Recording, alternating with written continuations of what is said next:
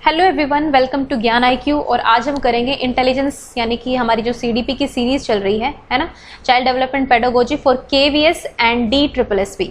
ठीक है, ये दोनों एग्जाम्स में मेरा फोकस है। ठीक है, सीटेट, देखिए सीटेट अगर आप इन एग्जाम्स की तैयारी कर रहे हैं और इनके लेवल का CDP कर रहे हैं तो सीटेट एचटेट वगैरह तो आपका ऑलरेडी क्लियर हो ही जाता है। ठीक है, तो जो बच्चे सीटेट कर चुके हैं वो उनके लिए भी जरूरी है, जिन्होंने सीटेट अभी नहीं किया है या देने वाले हैं उनके लिए भी बहुत इंपॉर्टेंट है। Basically child development and pedagogy हम इस पूरी सीरीज में कंप्लीट करेंगे और ये धीरे धीरे होगा भाई। ठीक है, एकदम से मैं नहीं करा सकती हूँ क्योंकि मेरे पास सच में बहुत कम टाइम है, मतलब इतना नहीं हो पाता है, मतलब कि मैं आपको डेली वीडियो रेगुलर बेसिस पे CDP की सीरीज आपको प्रोवाइड करूँ, क्योंकि और सब्जेक्ट्स भी मैं देख रही हूँ, है ना। करंट अफेयर की भी वीडियो भी आनी है, उसकी स्लाइड्स भी अभी तक प्रिपेयर नहीं है, वो भी मैं आपको 1 या 2 दिन में वो भी प्रोवाइड करा दूंगी। ठीक है, मतलब टाइम बहुत ज्यादा हेक्टिक है। I can not explain you कि किस तरह से मैनेजमेंट हो रही है ना। तो CDP की वीकली आपको 2 वीडियोस तो मिल ही जाएंगी, कभी क्वेश्चन सीरीज या प्रतीक शिवालिक सर की क्वेश्चन सीरीज में करा देती हूँ, उसमें भी एक्सप्लेनेशन दे देती हूँ, और ये टॉपिक तो हमारा चल ही रहा है, थियरी पार्ट हम करते रहेंगे। ठीक है, तो चलिए नेक्स्ट चीज की बात करते हैं, इंपॉर्टेंट क्या चीजें हैं। तो देखा, इंटेलिजेंस के 2 पार्ट में ऑलरेडी अपलोड कर चुकी हूँ, अगर आपने नहीं देखे हैं तो CDP की प्लेलिस्ट में जाकर देख लीजिए,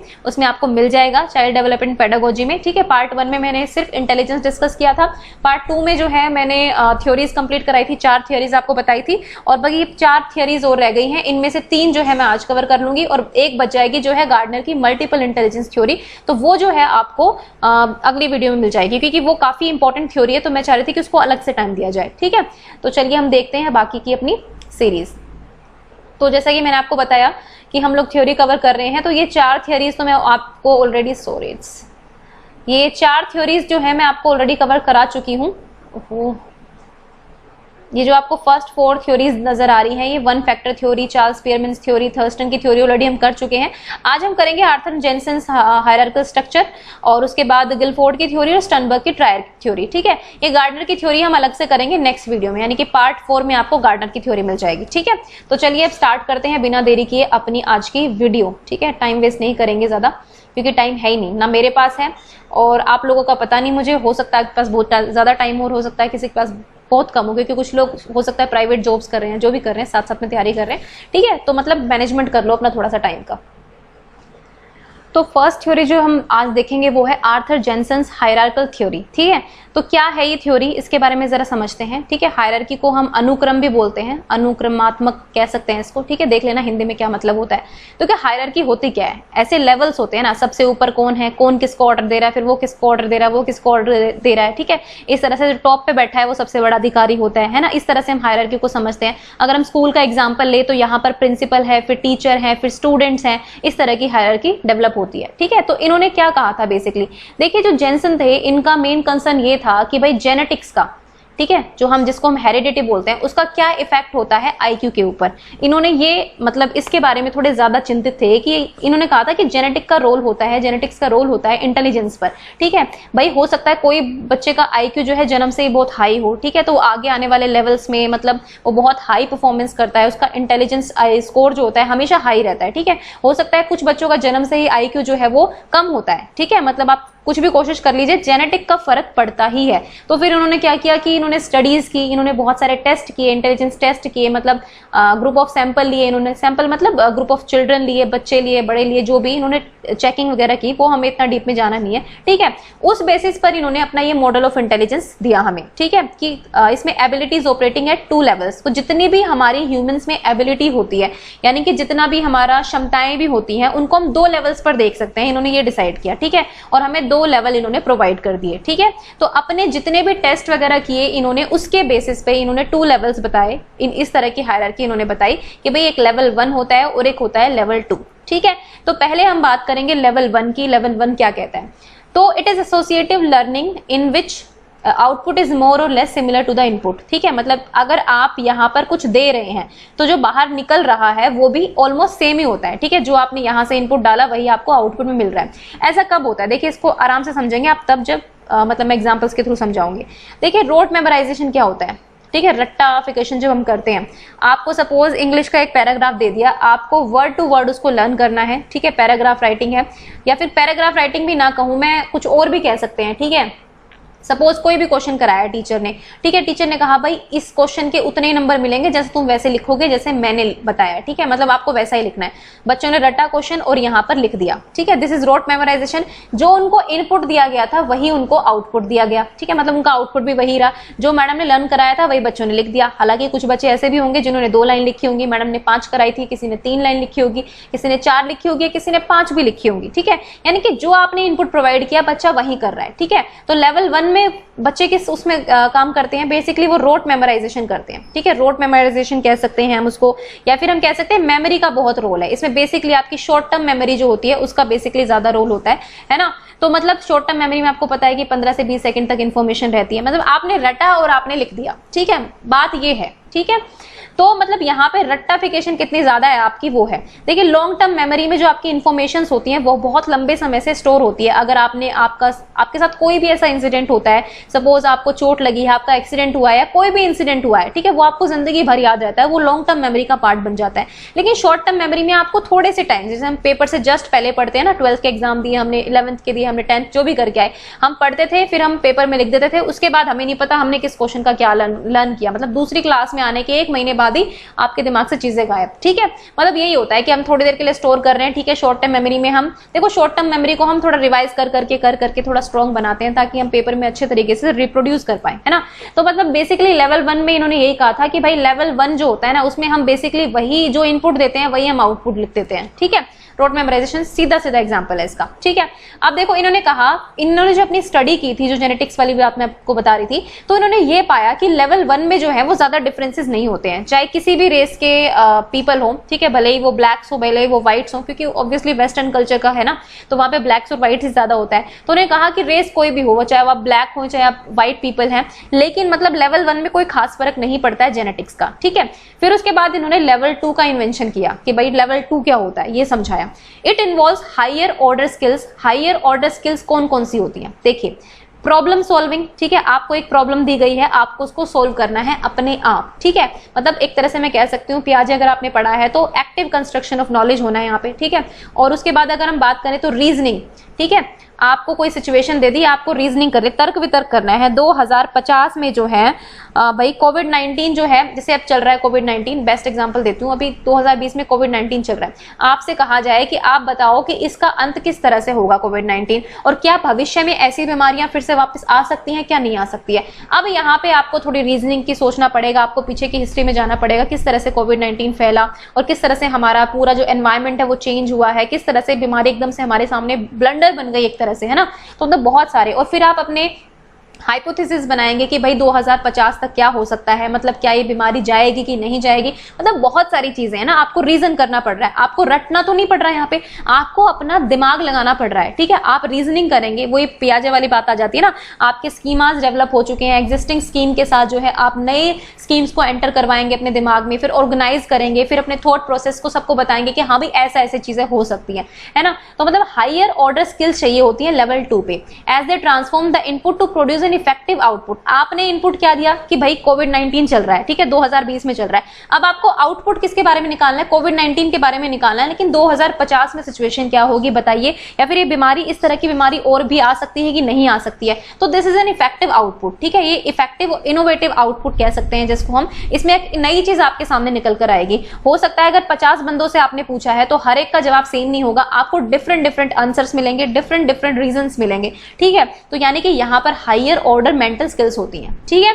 तो ये क्लियर था, तो लेवल 1 लेवल 2 समझ में आ गया। तो यहाँ पे तो सीधा सीधा रोट मेमोराइजेशन हो रहा है, और आज के एजुकेशन सिस्टम में हम क्वालिटी एजुकेशन की बात करते हैं तो हम कहते हैं ना हायर ऑर्डर स्किल्स को आपको डेवलप करना चाहिए, ठीक है। मतलब जेनसन ने ये पाया कि लेवल 2 में जो है डिफरेंसेस देखने को मिले, भाई यहाँ पर जेनेटिक्स का बहुत इंपॉर्टेंट रोल होता है, ये जेनसन ने बोला था, ठीक है। मतलब बेसिकली इनकी थ्योरी यही है, इन्होंने 2 लेवल दे दिए, ये लेवल थोड़ा नीचे का पता लगा लो, ये हायर ऑर्डर है, ठीक है। मतलब लेवल अगर 1 यहाँ पर है, मतलब इस तरह से हायरार्की है, तो लेवल 1 यहाँ पर है तो लेवल 2 यहाँ पर होगा, मतलब ज्यादा अच्छी वाली स्किल जो रीजनिंग एबिलिटीज वगैरह है वो लेवल 1 पर है। ठीक है, इन्होंने बेसिकली ये पाया था कि जो व्हाइट पीपल हैं उनमें ज्यादा मतलब लेवल 2 जो है के गुण जो है उनमें ज्यादा पाए गए थे इंस्टेड ऑफ ब्लैक पीपल। मतलब खैर इनकी स्टडीज थी, उतना डीप में हमें नहीं जाना है ना पढ़ना है। ठीक है, बस आपको लेवल्स याद रखने हैं। देखो क्वेश्चन सीधे सीधे ये बन सकता है कि आपके सामने कोई भी सिचुएशन दी जा सकती है। ठीक है, एक बच्चा है, उसने ऐसे किया, उसने ऐसे किया, भाई टीचर ने ये कराया था, उसने ऐसे आंसर कर दिया, तो बताओ वो जेनिसन के कौन से लेवल में, वो लेवल 1 में है कि लेवल 2 में है। ठीक है, तो आपको आंसर करना आना चाहिए।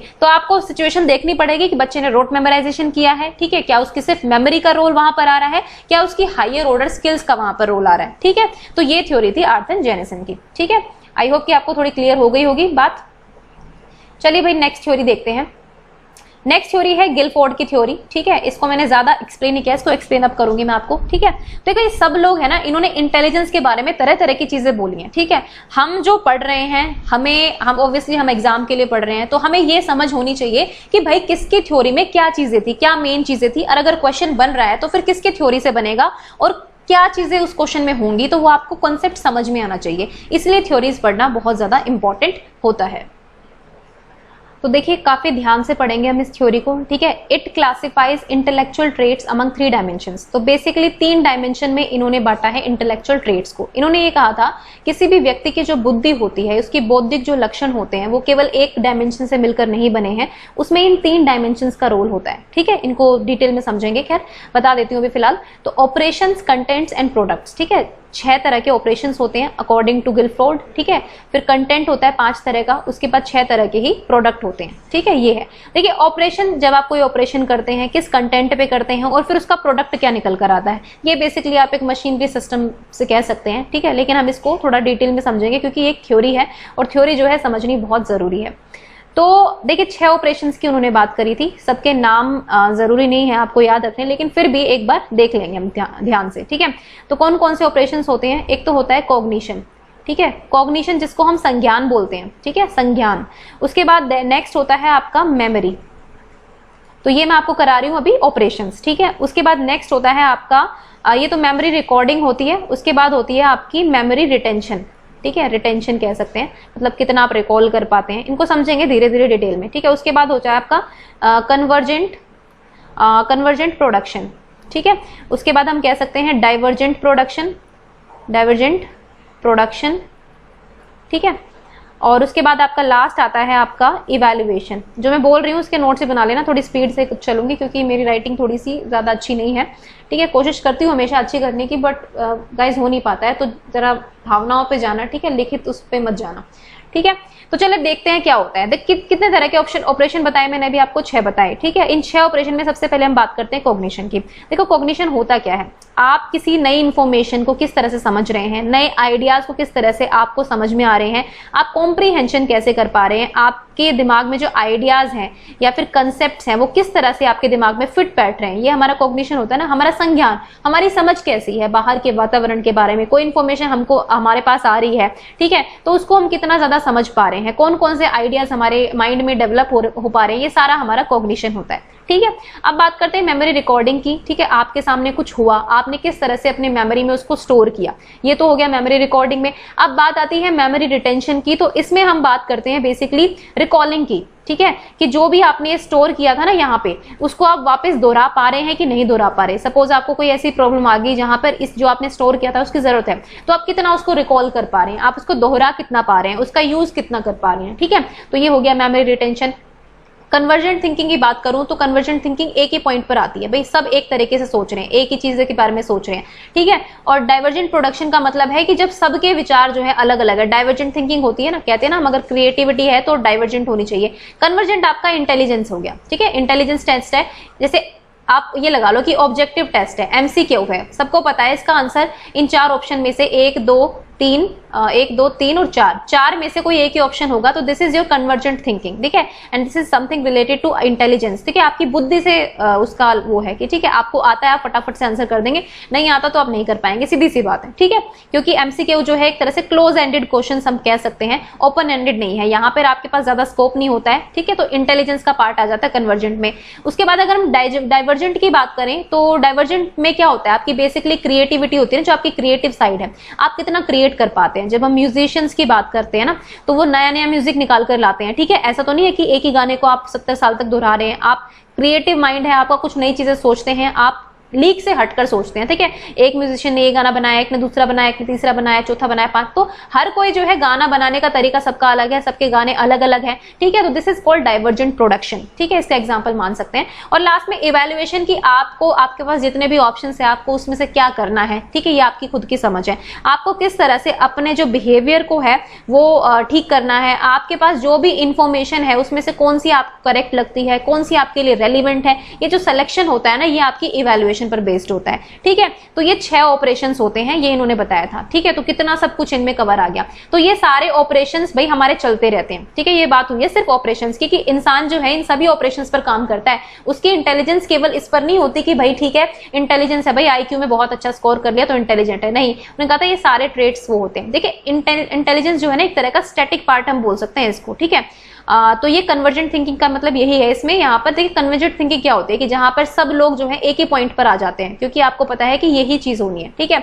आपको पता है कि सन जो है वो ईस्ट से ही राइज होता है, ठीक है, आप सबको पता है कि उस ईस्ट से राइज होता है। तो this is your convergent thinking, कि हाँ भाई ठीक है, आप सभी को पता है कि ये है। ये तो कन्वर्जेंट थिंकिंग है कि आप सबको पता है, आपकी थिंकिंग कहती है कि हाँ भाई ये होता है, क्योंकि ये फैक्ट भी है, ठीक है। लेकिन अगर आपके पास सॉल्यूशन तरह तरह के हैं, डिफरेंट डिफरेंट हैं, ठीक है। खैर मैंने जस्ट एक एग्जांपल लिया है, डिफरेंट डिफरेंट के एग्जांपल है, जैसे मैंने म्यूजिशियन का बताया, तो वो आपकी डाइवर्जेंट प्रोडक्शन हो जाता है, ठीक है। उसके बाद इवैल्यूएशन की बात मैंने आपको बताई दी है, कि कौन सी चीज रेलिवेंट है, कौन सी नहीं है, ये आपके ऊपर डिपेंड करता है, ठीक है। तो ये है कन्वर्जेंट थिंकिंग। अगर क्लियर ना हुई तो एक चीज और बताती हूँ, जैसे कि मान लीजिए आपके सामने कोई प्रॉब्लम है, ठीक है, कोई भी मैथ्स की प्रॉब्लम आ गई, तो आप एक set pattern of rules follow करते हैं, ठीक है। आप एक रूल का फॉलो करते हैं कि ठीक है भाई इसी रूल के अकॉर्डिंग चल रहा है। आपने पाइथागोरस थ्योरम पढ़ी है, ठीक है, आपने उसके क्वेश्चंस करे, तो आप सबको फॉर्मूला पता है और आप सब उसको कर लेंगे। अब जिसका इंटेलिजेंस ज्यादा है वो बहुत स्पीड से कर लेगा, जल्दी कर लेगा। जिसका इंटेलिजेंस नहीं है वो नहीं कर पाए। हो सकता है कुछ लोगों का आईक्यू जो है बहुत कम है, वो नहीं कर पाए इस क्वेश्चन को, ठीक है, उनको पहले समझ में नहीं आया, लेकिन सोल्यूशन तो एक ही है ना। तो this is called convergent thinking, कि यहाँ पे एक ही चीज पर आपका मामला आकर अटक जाता है, क्रिएटिविटी का स्कोप यहाँ पर ज्यादा नहीं होता है। तो भाई ये थी बात आपके ऑपरेशंस की। अब हम जरा बात कर लेते हैं कंटेंट के ऊपर, सामग्री के ऊपर। देखिए कंटेंट होता क्या है, ठीक है, जैसे कि मैं आपको भी पढ़ा रही हूँ, ये आपके लिए क्या है, ये आपके लिए कंटेंट है ना। आपका ऑपरेशन आपको कितना समझ में आएगा, ये आप ऑपरेट करेंगे इसके ऊपर, ठीक है। आप कितना समझकर अपने पेपर में अच्छा कर पाएंगे, वो आपका ऑपरेशन हो गया, कि आपने किस तरह से समझा, आपको याद है कि नहीं है, जब आपको टाइम आएगा आप इस चीज को रिकॉल कर पाएंगे कि नहीं, ये आपका ऑपरेशन हो गया। लेकिन ये जो स्क्रीन पर आपको दिख रहा है, जो मैं प्रोवाइड कर रही हूँ, दिस इज योर कंटेंट, ठीक है। ये कंटेंट है भाई, इस सामग्री को आप पढ़ रहे हैं, ठीक है, तो ये आपका कंटेंट है। तो कंटेंट कितने टाइप का बताया था उन्होंने, 5 तरह का कंटेंट बताया था, ठीक है, वो बता देती हूँ। एक तो था सिंबॉलिक, ठीक है, सिंबॉलिक हो गया। उसके बाद बताया था सिमेंटिक, उसके बाद आपका बताया था एक तरह से कह सकते हैं विजुअल, ठीक है। और फिर नेक्स्ट आपका ऑडिटरी, ये सारे आपके ऑडियो विजुअल हो गए ना। उसके बाद आपका बिहेवियर, कि आपका बिहेवियर जो है वो किस तरह से शो कर रहा है, ठीक है, तो ये आपका बिहेवियर होगा। तो 5 तरह के होंगे, 1 2 3 4 5, ठीक है। अगर हम बात करें आपके सिंबॉलिक की, तो सिंबॉलिक में क्या आते हैं, सिंबल्स आते हैं। आपके मैथ्स के क्या होते हैं, सिंबल्स होते हैं ना, 1 2, अगर रोमन नंबर कहूं तो 1 2 इस तरह से रोमन नंबर में लिखते हैं, दिस आर द सिंबल्स, ठीक है। या फिर म्यूजिक के सिंबल्स होते हैं, जब कोई गाना गाते हैं आप, ठीक है, आपको देखता है वो एक लेटर सा रख के फिर गाते हैं, मतलब जब कोयर में गाते हैं, जो भी है, खैर मुझे इतनी नॉलेज नहीं है, तो उसमें कुछ ऐसे सरगम से लिखी होती है, तो दोज आर ऑल्सो सिंबल्स, ठीक है। अब हम बात करते हैं सिमेंटिक की। तो सिमेंटिक का मतलब ये है कि जो भी आपके सामने वर्बल इंफॉर्मेशन आई, ठीक है, जो भी आपके सामने मौखिक रूप से जो भी इंफॉर्मेशन आई है, आप उसका मीनिंग किस तरीके से निकाल पाए। तो सिमेंटिक का मतलब होता है मीनिंग मेकिंग, ठीक है, कि आपने मीनिंग क्या बनाया उस चीज का, आपने किस तरह से उस चीज का अर्थ निकाला, ठीक है। तो इसमें 2 तरह के होते हैं, एक तो आपका लॉजिकल होता है, एक लेक्सिकल होता है, ठीक है। लॉजिकल बेसिकली आपका ये होता है कि आप इम्प्लीकेट कैसे कर पाए उस चीज को, ठीक है। और जो लेक्सिकल होता है वो आपका वर्ड्स के बीच रिलेशन या फिर उनका मीनिंग बताता है, ठीक है। तो सिमेंटिक में बेसिकली आप ये याद रखो बस, कि ज्यादा डीप में मत जाओ, कि वर्बल इंफॉर्मेशन होती है, उसका मीनिंग आप कैसे निकाल पाते हैं, मीनिंग मेकिंग प्रोसेस है सिमेंटिक्स, ठीक है। विजुअल का आपको सभी पता है, ठीक है। अभी आपके सामने जो है ये स्लाइड दिख रही है, कल मैं एक पिक्चर दिखा दूं तो वो भी विजुअल हो गया आपके लिए। ऑडिटरी जो मैं बोल रही हूँ आपको सुनाई दे रहा है, दिस इज योर ऑडिटरी मतलब डायमेंशन की बात, कंटेंट, ऑडिटरी कंटेंट की बात करेंगे। और उसके बाद आता है लास्ट बिहेवियरल, ठीक है। मतलब ये क्या होता है, ये आपको देखो इसको समझाती हूँ। मैं अपने से एग्जांपल लेकर समझाती हूँ, आप मुझे सुन रहे हैं, ठीक है। अगर आप मुझे देख भी रहे होते तो आप मेरा बिहेवियर भी ऑब्जर्व कर रहे होते, ठीक है, कि मैं किस तरह से हैंड्स की मूवमेंट करती हूँ समझाने के लिए, किस तरह से पेन चला रही हूँ, किस तरह से आपको बोल रही हूँ, तो मेरा बिहेवियर आप ऑब्जर्व करते। तो ये ऑब्जर्वेशन भी तो आपके इंटेलिजेंस में आएगी ना, कि आप कितने अच्छे से ऑब्जर्व कर पा रहे हैं ना। तो ये this is something related to individuals, ठीक है, मतलब लोगों को आप किस तरह से समझ पा रहे हैं, लोगों के बिहेवियर को, उनको एटीट्यूड्स को, उनकी नीड्स को आप कैसे समझ पा रहे हैं। This is your behavioural content, ठीक है। तो ये आपके 5 कंटेंट होंगे। आई होप कि क्लियर हो रहा होगा। देखो भाई नोट्स बना लो, मैं इतना ज्यादा नहीं लिख सकती हूँ क्योंकि मेरे पास टाइम नहीं होता है, ठीक है, मैं सिर्फ समझा सकती हूँ, आप नोट्स अपने आप बना लिया करो। उसके बाद लास्ट हम बात करते हैं प्रोडक्ट की, यानी कि उत्पाद क्या निकल कर आएगा, ठीक है। तो देखो प्रोडक्ट्स भी कितने बताए थे, ये 6 बताए थे ना, मैंने आपको ये 5 बताए थे, तो प्रोडक्ट्स भी उन्होंने कितने बताए हैं, 6 प्रोडक्ट्स बताए हैं, ठीक है। और इन 6 के 6 प्रोडक्ट्स को हम समझेंगे। तो पहले हम लिख लेते हैं, ठीक है, कौन कौन से थे। ये प्रोडक्ट की बात चल रही है अब, ठीक है। सबसे पहले बात करेंगे हम यूनिट्स की, ठीक है, ये पहला प्रोडक्ट है। उसके बाद दूसरा प्रोडक्ट होता है आपका क्लासेस, ठीक है। आपको समझा देती हूँ, ये कहीं आपको ढंग से समझाया नहीं जाएगा, इसलिए मैं आपको अच्छे तरीके से समझा रही हूँ। उसके बाद आता है रिलेशंस। नेक्स्ट अगर मैं बात करूँ तो है हमारा सिस्टम्स, ठीक है, थोड़ा कंफ्यूजन होगा इसमें आपको लेकिन क्लियर हो जाएगा। उसके बाद आता है ट्रांसफॉर्मेशंस, तो ज़्यादा नहीं लिख रही यार मैं, ठीक है, ट्रांसफॉर्मेशन समझ लो बस। उसके बाद है इम्प्लीकेशंस, भाई हिंदी में मीनिंग आप लोग देख लेना, है ना, मतलब थोड़ा सा दिक्कत है मुझे भी, ठीक है। Units, classes, relation, systems, transformations और इम्प्लीकेशंस, ठीक है। अगर हम यूनिट्स की बात करें तो देखो आप यूनिट क्या होता है, एक सिंगल पीस, सबसे बेसिक पार्ट है ये, ठीक है, सबसे बेसिक मैं कह सकती हूँ इसको। मतलब कि कोई भी चीज आपने, एक वर्ड आपने लर्न किया है, आपने एक वर्ड याद किया एप्पल, ठीक है, आपको लर्न हो गया, सीधे सीधे आपको लर्न हो गया, this is a unit, single unit है ना एप्पल, फिर सिंगल यूनिट है मैंगो, है ना, ये सिंगल यूनिट्स हैं, इनको आपने याद कर लिया, तो this is a part of unit, एक सिंगल पीस ऑफ नॉलेज कह सकते हैं, मतलब ज्ञान का एक सिंगल पीस, ठीक है, एक ही क्या बोलेंगे पीस को, मतलब देख लेना, हिंदी बना लेना, एक सिंगल पीस ऑफ नॉलेज कह सकते हैं, ठीक है। तो ये यूनिट के अंदर आता है, ओके। अब उसके बाद हम बात करेंगे क्लासेस की, ठीक है। क्लासेस क्या होता है, मतलब इसका मतलब है कलेक्शन ऑफ यूनिट्स, ठीक है, बहुत सारे यूनिट्स को आपने इकट्ठा कर लिया जिनके अंदर सिमिलर कैरेक्टरिस्टिक्स थी, ठीक है। सपोज मैंने एप्पल दे दिया, एक आपको रेड बॉल भी दे दी मैंने, ठीक है, फिर रेड कुछ और दे दिया, तो हमने कहा कि भाई चलो रेड चीजों को एक साथ करो, ठीक है, तो आपने क्लास बना दी, भाई ये रेड मटेरियल्स की क्लास है, ठीक है, दिस इज कॉल्ड क्लासेस, ठीक है। उसके बाद अगर हम दूसरी चीज देखें तो हम एप्पल, मैंगो या किसी और सारे फ्रूट्स को इकट्ठा करके एक फ्रूट्स की क्लास बना सकते हैं, है ना, एक फ्रूट्स की क्लास बना सकते हैं, तो वो भी आपकी क्या हो गई, क्लास हो गई। तो मतलब सिमिलर चीजों को इकट्ठा करके उनमें एक कॉमन चीज निकाल के आपने क्लास बना दी।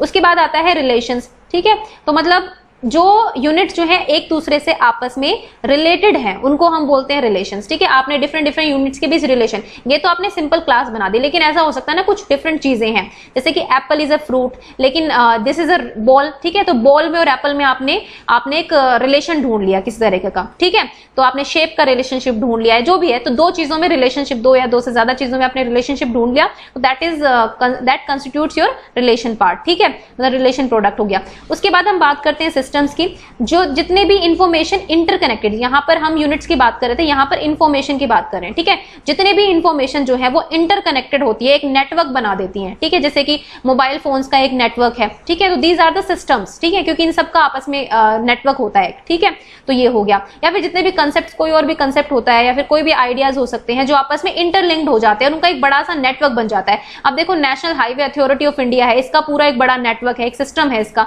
ठीक है, तो क्योंकि ये सारे हाईवेज को देखते हैं तो आपस में इंटरकनेक्टेड हो जाते हैं वो, ठीक है, ऐसा नहीं कि वो एक दूसरे से बिल्कुल जुड़े हुए हैं ऐसे फिजिकल रूप में, लेकिन उनका एक इंटरकनेक्शन होता है, ओके।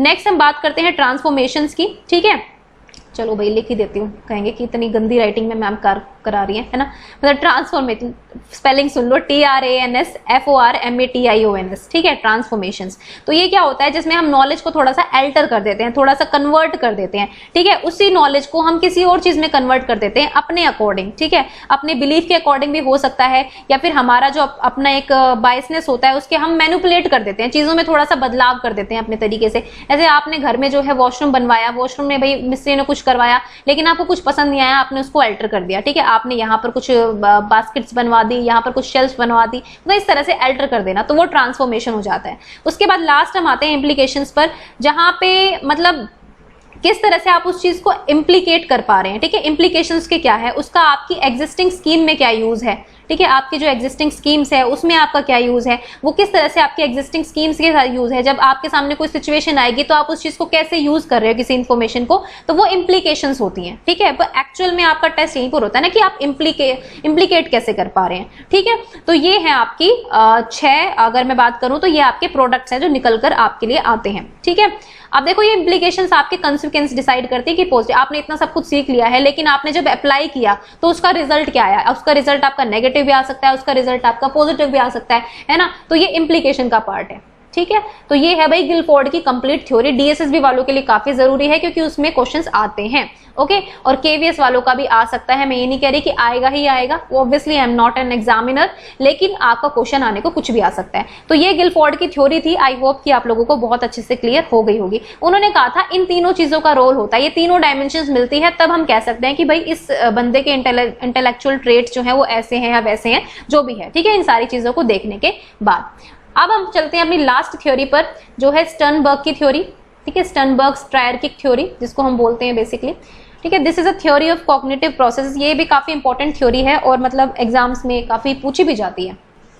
तो स्टर्नबर्ग क्या कहते हैं, देखिए एक कॉग्निटिव प्रोसेस अप्रोच है अंडरस्टैंडिंग इंटेलिजेंस के लिए। ठीक है, इनकी संज्ञानात्मक मतलब क्या कहेंगे, संज्ञानात्मक प्रक्रिया दृष्टिकोण है ये उनका इंटेलिजेंस को समझने के लिए। ये कहते थे कि इंटेलिजेंस को जो है आप सिर्फ मेंटल एबिलिटीज के बेस पर जो है कन्फाइन नहीं कर सकते कि आपने मेंटल टेस्ट ले लिया, ठीक है, कोई टेस्ट करा लिया, इसमें इतने बच्चे ने इतना स्कोर किया तो ठीक है वो इंटेलिजेंट है, जो भी है। उन्होंने कहा था ये डाइवर्स है एक तरह से नेचर में। आप अपनी लाइफ में कितने सक्सेसफुल होते हैं, कितना आप अपने कल्चरल कंटेक्स्ट में जो है मतलब सक्सेसफुल हो पाते हैं, कितना मैं सिंपल भाषा में कहूँ तो कितना आप अपनी लाइफ में कामयाब हो पाते हैं, वो है आपकी इंटेलिजेंस। ये नहीं कि बस आपने मेंटल एबिलिटी टेस्ट करी भाई ये आप इंटेलिजेंट हो गए, ऐसा नहीं है। ठीक है, use the term successful intelligence. इन्होंने एक टर्म का यूज किया था जिसको इन्होंने बोला था सक्सेसफुल इंटेलिजेंस। ठीक है, to stress that intelligence is more than what is tested by mental ability measures, कि जितना आप मेजर कर रहे हैं इंटेलिजेंस को वो उससे कहीं ज्यादा है। ठीक है, मतलब सिर्फ इस चीज में मत तोलिए इंटेलिजेंस को कि भाई ये हो गया तो ठीक है ना, मतलब कहना भी तो यही चाहिए ना कि भाई कोई इंटेलिजेंट कोई व्यक्ति कितना पढ़ाई में इंटेलिजेंट है, ठीक है, कितना अच्छा स्कोर कर पा रहा है और वो रियल लाइफ में कितना ज्यादा हैंडल कर पा रहा है अपनी लाइफ को, अपने रिश्तों को, तो ये भी तो एक मैटर करता है ना। तो इस बेसिकली ये कह सकते हैं। ठीक है, तो सक्सेसफुल इंटेलिजेंस की बात करते हैं। इन्होंने 3 तरह के कंपोनेंट्स की बात करी है और इन कंपोनेंट्स के बेस पर ही बच्चे की इंटेलिजेंस होती है, मतलब इंसान की इंटेलिजेंस होती है। ठीक है, वो कैसी होती है वो अगले स्लाइड में पता चलेगी, लेकिन हम पहले देख लेते हैं कि कौन से इंपॉर्टेंट कंपोनेंट्स की इन्होंने बात करी है। ठीक है, तो पहला कंपोनेंट है मेटा कंपोनेंट। ठीक है, मेटा कंपोनेंट की अगर मैं बात करूं तो जैसे हम मेटा कॉग्निशन आपने सुना होगा ना कि थिंकिंग अबाउट थिंकिंग। ठीक है, मतलब कि आपकी जो थिंकिंग है आप उस पर रीथिंक कर रहे हैं कि आपने क्या वो चीजें सही की है कि नहीं की है, अपने आप को आप मॉनिटर कर रहे हैं कि आपने अब तक कैसा किया है, अपने ऊपर ही सोचना विचार करना। ठीक है, that is your Meta component. ठीक है, इसमें हायर ऑर्डर स्किल्स आती हैं। ऑब्वियसली आपने सपोज आपके सामने बहुत सारी स्ट्रेटजीज हैं, आपको एक स्ट्रेटजी सेलेक्ट करनी है तो आप सब पर जाएंगे कि हर स्ट्रेटजी के बारे में सोचेंगे। ठीक है, कि इस स्ट्रेटजी में क्या कमी है, इसमें क्या कमी है, और उसके बाद एक सिलेक्शन करेंगे। ठीक है, तो इसमें हायर ऑर्डर स्किल्स आपकी चाहिए होती है मेटा कंपोनेंट्स में। ठीक है, तो ये बात हो गई। उसके बाद आती है परफॉर्मेंस कंपोनेंट्स की। देखो अब मैं आपको समझा रही हूँ, अब हो सकता है कुछ बच्चे जस्ट वीडियो देख रहे हैं, कुछ बच्चे 5 मिनट की देख के छोड़ के जा चुके होंगे कि हमें इंटरेस्ट नहीं आ रहा, जो भी है।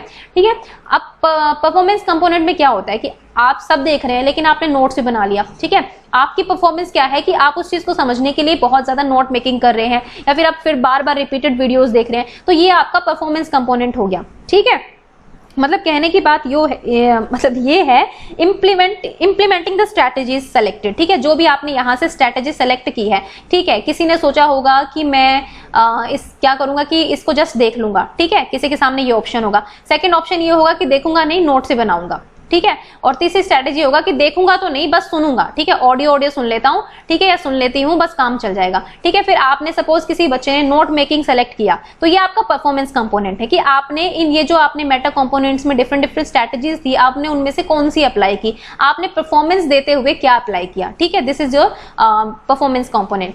एंड नॉलेज एक्विजिशन कंपोनेंट्स की हम बात करते हैं तो इसमें आप कौन सी नई नॉलेज जो है क्रिएट कर पा रहे हैं। ठीक है, यानी कि आपका इनोवेटिव कंपोनेंट कह सकती हूं मैं। ठीक है, आप एक नई नॉलेज को कैसे क्रिएट कर पा रहे हैं उसको हम बोलते हैं नॉलेज एक्विजिशन कंपोनेंट। ठीक है, तो भाई अब इसमें क्या होता है, इसमें आपके सामने कुछ तो रेलिवेंट इन्फॉर्मेशन होती है, कुछ होती है इररिलेवेंट इन्फॉर्मेशन। इन सारी इन्फॉर्मेशन के बेस पे आपने एक नई इन्फॉर्मेशन बना दी, ठीक है, भाई ये ठीक नहीं लग रहा था, ये ठीक नहीं लगा था, मेरी इनोवेशन ये है कि ये होना चाहिए, ठीक है, this is your new information. तो ये 3 कंपोनेंट्स होते हैं। अब इन 3 कंपोनेंट्स के ऊपर डिपेंड करता है कि आप में किस तरह की इंटेलिजेंस होगी, ठीक है, ये कहना था स्टर्नबर्ग का, ठीक है। तो चलिए देखते हैं क्या और किस तरह की इंटेलिजेंस की बात हो रही है। तो गाइज आई होप कि आपको समझ में आ रहा होगा। ही प्रपोज 3 टाइप ऑफ इंटेलिजेंस, तो जो मैंने आपको कंपोनेंट्स बताए ना पीछे, उनके बेस पर इन्होंने 3 तरह के इंटेलिजेंस की बात करी है, ठीक है, 3 तरह की बुद्धि का प्रस्ताव इन्होंने रखा। इसमें फर्स्ट है कॉम्पोनेंशियल और एनालिटिकल, ठीक है, ये भी पेपर में आ सकता है और ये भी आ सकता है। नेक्स्ट है एक्सपीरियंशियल या फिर क्रिएटिव बोल सकते हैं। नेक्स्ट है आपका कंटेक्चुअल और प्रैक्टिकल इंटेलिजेंस, ठीक है। अब देखते हैं ये है क्या, तो चलिए देखते हैं इनको एक बार, ठीक है। सबसे पहले बात करते हैं कॉम्पोनेंशियल और एनालिटिकल इंटेलिजेंस, ठीक है, एक ही बात है इनकी, विश्लेषणात्मक बुद्धि जिसको बोलते हैं, ठीक है, एनालाइज कर रहे हैं, ठीक है। देखो आपने जो मेटा कॉम्पोनेंट्स पढ़ा था, अब आपके सामने जो है बहुत सारी स्ट्रैटेजीज हैं, ठीक है, स्ट्रैटेजीज हैं। अब इनमें से आपको एक अप्लाई करनी है, तो कौन सी स्ट्रैटेजी आप अप्लाई करेंगे, ये आपकी कॉम्पोनेंशियल इंटेलिजेंस का पार्ट होती है, ठीक है। या फिर आपको जो भी आपके सामने टास्क है, कौन सा रेलिवेंट होगा, कौन सा आपको अप्लाई करना चाहिए, वो होगा। अभी आप स्ट्रैटेजी बनाने हैं केवीएस एग्जाम की या फिर DSSS एग्जाम की, आपने बहुत सारे यूट्यूब चैनल्स देखे होंगे, आपने मे बी पेड कोर्सेज भी खरीदे होंगे, जो भी है पेड कोर्सेज देखे होंगे, तो आप इनमें से कोई एक चीज सेलेक्ट करेंगे, ठीक है, अपनी स्ट्रैटेजी बनाएंगे, अपना टाइम टेबल बनाएंगे। This is your analytical intelligence, ठीक है, कि आप किस तरह से विश्लेषण करते हैं उन चीजों का, तो इसको हम बोलते हैं एनालिटिकल इंटेलिजेंस, ठीक है। नेक्स्ट है आपकी एक्सपीरियंशियल और क्रिएटिव। तो देखिए एक्सपीरियंशियल और क्रिएटिव से आपको लग रहा होगा कि यहाँ पे कुछ हम नया क्रिएट करना चाह रहे हैं। अब देखो क्रिएटिव में आपके 2 चीजें आती हैं, एक तो आपकी आती है इनसाइट, ठीक है, एक इनसाइट आ गई आपकी, और एक आपका हो गया ऑटोमेटिसिटी, ठीक है, मतलब ऑटोमेटिक चीजें हो गई। इनसाइट का मतलब क्या है, आपके सामने एक न्यू सिचुएशन आई, ठीक है, न्यू सिचुएशन आई, तो आपकी इनसाइट क्या कहती है कि आपको क्या कैसे डील करना है इस इंफॉर्मेशन के साथ, ठीक है। कोई नई सिचुएशन आ गई है, आप उससे डील कैसे करेंगे, तो वहां पर आप, क्योंकि नई सिचुएशन है तो आपको नई तरह से सोचना पड़ेगा, नई तरह की चीजें अपने बिहाफ पे करनी होगी, तो यहाँ पे आपका क्रिएटिव एक्सपीरियंस आ गया है ना। और यहाँ पे ये एक्सपीरियंशियल भी है, ये आपको कुछ ना कुछ एक्सपीरियंस भी देगा। उसके बाद ऑटोमेटिसिटी की बात हम क्या कर रहे हैं कि कई बार कई चीजें ऐसी हो जाती है कि आप सोचने में भी ऑटोमेटिक हो जाते हैं, ठीक है। आपके सामने नई सिचुएशन आई जा रही है, तो एक टाइम पे ऐसा होगा कि आपको फर्क ही नहीं पड़ेगा, ठीक है, नई सिचुएशन आ गई, हाँ भाई अब इसमें ऐसे कर दो, तो आपका दिमाग इतना ज्यादा ऑटोमेटिक तरीके से सोचने लग जाता है। तो this is your creative intelligence, ठीक है। अब हम म्यूजिक की बात करते हैं। जब आपने सपोज ये बार बार म्यूजिशियंस की वो कर रही हूँ, क्योंकि मेरे को पता है क्या लगता है, पर्सनली ऐसा लगता है कि म्यूजिशियंस जो होते हैं बहुत क्रिएटिव होते हैं, है ना। वो तरह तरह का म्यूजिक बनाना बहुत मतलब छोटी बात नहीं है। आप देखिए ना कितना डाइवर्सिटी होती है उनके म्यूजिक में, तो मतलब कह सकते हैं ना हम कि एक ने एक गाना बनाया, दूसरा गाना जब स्टार्ट किया होगा तो थोड़ा डिफिकल्ट लगता होगा, है ना, लेकिन जब धीरे धीरे बनाने लगे तो अपने आप धुन बनने लगी, गाने बनने लगे, तो यानी कि ऑटोमेटिक रिस्पॉन्स आना स्टार्ट हो जाता है, ठीक है। मतलब अब उनको इतनी मेहनत नहीं करनी जितनी फर्स्ट स्टार्टिंग में करनी पड़ी थी। तो this is there creative intelligence, okay. अब हम बात करते हैं कंटेक्चुअल प्रैक्टिकल नॉलेज की, प्रैक्टिकल इंटेलिजेंस की, सॉरी, ठीक है, व्यवहारिक बुद्धि। अब आपकी यहाँ पर आ जाती है रियल लाइफ की बात, ठीक है। सपोज आपने 12th कर ली, 12th के बाद चलो आप सब तो डाइट वगैरह करके आए हो, लेकिन यहाँ पर 12th के बाद जो है कुछ लोगों को कंफ्यूजन होता है कि अब हमें क्या करना है, किस तरह की चीजों में जाना है, भाई परिवार को भी देखना है, ठीक है, और मतलब फैमिली बैकग्राउंड को भी देखना पड़ेगा कि आगे कुछ करना है, कितने पैसे लगेंगे, क्या करना है। तो यहाँ पर जो आप डिसीजन लेंगे that is your practical intelligence, ठीक है। मतलब आप अडेप्ट हो जाते हैं उस सिचुएशन में, आप एक तरह से सेलेक्ट करते हैं उन चीजों को जिसमें आपको आगे बढ़ना है, ठीक है। एनवायरमेंट मतलब एक तरह से पर्सनल गोल्स भी होते हैं यहाँ पर, और जो दिन प्रतिदिन का जो वर्ल्ड होता है उसमें जो भी सिचुएशंस आती है उसके अकॉर्डिंग आप अडेप्ट करना सीख जाते हैं, आप समायोजन करना सीख जाते हैं, ठीक है। ये मत समझ रहे एनालिटिकल्स में, भाई यहाँ पर तो स्ट्रैटेजीज की बात हो रही है, यहाँ पर रियल लाइफ की बात आ जा रही है कि व्यवहार में जो है रियल लाइफ में आप किस तरह से डील कर रहे हैं। सपोज आपको पता है कि आपका टैलेंट जो है टीचिंग में है, ठीक है, आपने सोच लिया भाई टीचिंग में आगे बढ़ना है, टीचिंग में आगे हम PRT बनेंगे, फिर TGT बनेंगे, PGT बनेंगे, प्रिंसिपल बनेंगे, फिर डायरेक्टर बनेंगे, जो भी है, ठीक है। तो आप इसी चीज में बढ़ते गए क्योंकि आपको पता है ये आपका प्रैक्टिकल कंटेक्चुअल है, आपको पता है कि आपका जो कंटेक्स्ट है वो इस तरह का है कि आपकी टीचिंग ही बन सकते हैं, आप टीचर ही बन सकते हैं, आप में यही टैलेंट है, आप इसी में आगे बढ़ेंगे, ठीक है। और थोड़ा फैमिली सिचुएशन को देख लिया आपने, थोड़ा आसपास का एनवायरमेंट देख लिया, और फिर आप चीजें डिसाइड कर रहे हैं। दिस इज योर कंटेक्चुअल या फिर प्रैक्टिकल नॉलेज, मतलब प्रैक्टिकल लाइफ से आप कैसे डील कर रहे हैं, this is your practical knowledge, ठीक है। एंड आई होप कि आपको क्लियर हुई होंगी चीजें। तो इस तरह से भाई 3 कंपोनेंट्स की बात करी थी इन्होंने और 3 तरह की इंटेलिजेंस की ये बात करते हैं। ओके, तो भाई आज हमने 3 थ्योरीज कवर कर ली हैं। तो अब हमारी रह गई गार्डनर की थ्योरी, जो सबसे इंपॉर्टेंट है। मतलब सबसे इंपॉर्टेंट तो क्या है, मतलब ये भी बहुत इंपॉर्टेंट है। मतलब मेरे तो ये होता है कि एग्जाम से पहले आपके लिए सब कुछ इंपॉर्टेंट है। एग्जाम में ऐसा तो है नहीं कि आप 1000 चीजें पढ़ रहे हैं तो आपको 1000 की 1000 मिलेंगे एग्जाम में। आपको 1000 पढ़नी पड़ती है ताकि आप 100 चीजों को कर पाए, है ना, जो 100 क्वेश्चन है उनको कर पाए। तो मतलब ये तो करना ही पड़ेगा। ऐसा नहीं कि 100 आ रहे हैं तो बस उन्हीं टॉपिक पे फोकस, नहीं, क्योंकि कुछ भी आ सकता है ना, अगली बार क्या चेंज आएगा हमें नहीं पता है।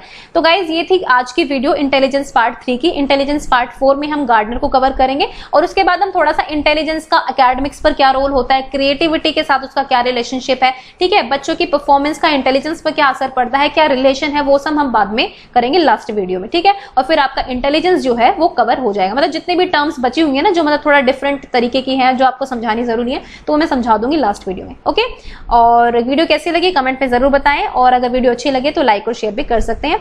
And thank you for watching ज्ञान IQ।